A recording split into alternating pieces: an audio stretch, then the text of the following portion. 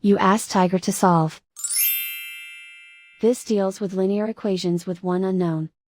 The final result is I equals 1 over 4. Let's solve it step by step. Simplify the expression. Expand the parentheses. Group like terms. Simplify the arithmetic.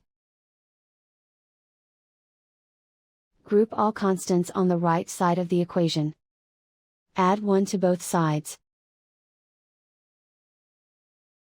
Simplify the arithmetic.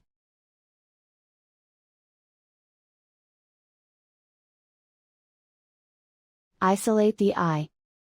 Divide both sides by 4. Simplify the fraction.